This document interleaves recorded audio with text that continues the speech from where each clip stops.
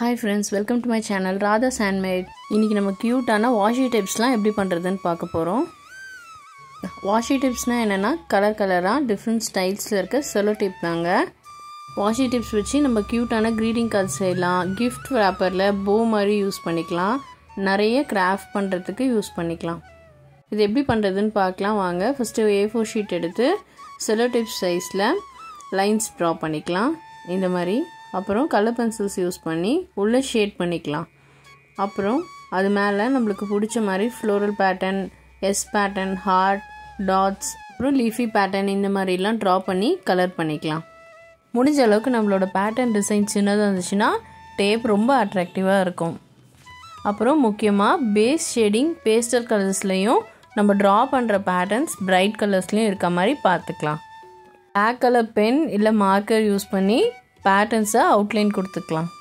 Colour pencils மட்டும் இல்லைங்க, pastel colour பெயிண்டிங்ஸ்லாம் கூட பேஸ் கலருக்கு யூஸ் பண்ணிக்கலாம். பேஸ் பெயிண்டிங் யூஸ் பண்ணும்போது பெயிண்ட் நல்லா ட்ரை ஆகணும், அதுக்கு நல்லா டைம் கொடுத்துட்டு அதுக்கப்புறமா பேட்டர்ன்ஸ் ட்ரா பண்ணிக்கலாம், இல்லைனா மர்ஜ் ஆகிடுறதுக்கு சான்சஸ் இருக்குது. பேட்டர்ன்ஸோட ஷேப்ஸ்லாம் பர்ஃபெக்டாக வரணும்னா நம்ம different types of stencils use பண்ணி ட்ரா பண்ணிக்கலாம். இந்த மாதிரி நார்மல் பேட்டர்னோட இன்னும் கொஞ்சம் அட்ராக்டிவாக வேணும்னா நம்ம கிளிட்டர்ஸ் யூஸ் பண்ணி இதை டெக்கரேட் பண்ணிக்கலாம். இது greeting கார்டு மட்டும் இல்லைங்க, அசைன்மெண்ட், ரெக்கார்ட், ஹோம்ஒர்க் நோட்ஸ், அதில் ஃப்ரண்ட் பேஜ் டெக்கரேட் பண்ணுறதுக்கும் இந்த வாஷி டேப்ஸ் யூஸ் ஆகும்.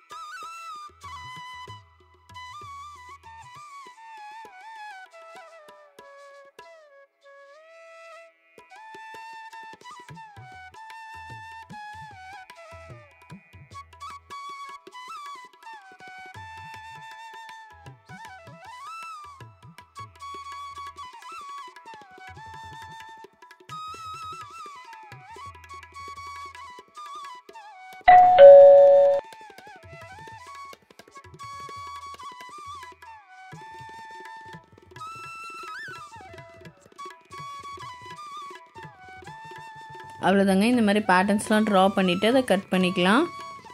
அப்புறம் வேணுன்ற இடத்துல க்ளூ இல்லை டபுள் டேப் போட்டு பேஸ்ட் பண்ணிக்கலாம். தேங்க்யூ ஃபார் வாட்சிங். Please do subscribe my channel. Bye.